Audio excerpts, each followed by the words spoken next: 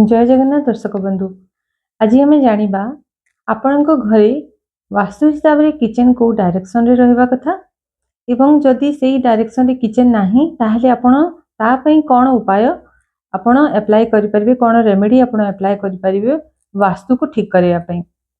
First जिंस हला जते हम किचन कहू, किचन हला गोटे एमिति जगह जो जगह रे हम पई किछि खाद्य रंधा हुए आ कुहा जाए जे आमर सनातन धर्म हिसाब से माँ लक्ष्मी बास से आमर जो रोसई घर रे रुहे। तो घरर आमर जो कैश फ्लो पैसा जी आम घरे आसवा कथा, धन समृद्धि जी आसवा कथा सबू आमर किचन उपर डिपेंड करे। कहीं ना आमर किचन जो डायरेक्शन रे रहे ताकू रूल करती एमती जड़े प्लानेट जोटा कि वीनस आ वीनस हेले पैसा दबा लोक। तो किचन नॉर्मली वास्तु हिसाब से आम कहवा साउथ ईस्ट डायरेक्शन रे रहिबा आवश्यक, जोटा कि आमे कहू आग्नेय कोण। आग्नेय कोण माने ओबियसली सेटा अग्नि संगे कनेक्टेड आउ आमे रोसई कला बेले को अग्नि को यूज करू समस्ते। तो जेते बेले किचन साउथ ईस्ट डायरेक्शन रे थाए that is the right direction. आउ जदि साउथ ईस्ट डायरेक्शन रे किचन अछि ताहले आपण को देखिबे जे घरे कैश फ्लो रो अभाव रहिबो नाही, घरे समस्त डाइजेस्टिव इश्यू रहिबो नाही। कहीं ना अग्नि कोण रे आग्नेय कोण रे आपनकर किचन राइट डायरेक्शन रे अछि। किंतु जदि आपनकर घरे किचन जदि राइट डायरेक्शन रे नाही, माने जदि साउथ ईस्ट डायरेक्शन रे आपनकर घरे किचन नाही, ताहेले फर्स्ट जिंस आपन देखिया पई पाइबे घरे जेते जण मेंबर सेई घरे रहुतिबे समस्तंकर डाइजेशन रिलेटेड इश्यूज देखा दबो।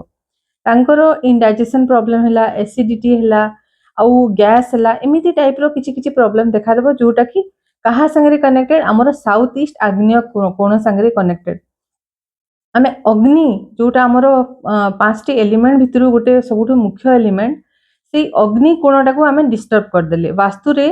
अग्नि कोण को आग्नेय कोण को डिस्टर्ब जदि हैला माने घरे जे भी रहुतबे तांकर डाइजेस्टिव इश्यू देखा दिए।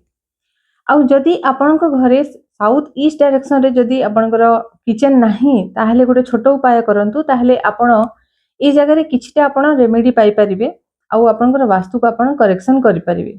फर्स्ट जिंस हैला जेतु अग्नि रो कोण ए जगह रे एमिति किछि कलर यूज करंतु जोटा कि अग्नि को रिप्रेजेंट करे। जेमिति कि आपण रेड कलर यूज करि पारंती, ऑरेंज कलर यूज करि पारंती अबा येलो कलर आपण यूज करि पारंती।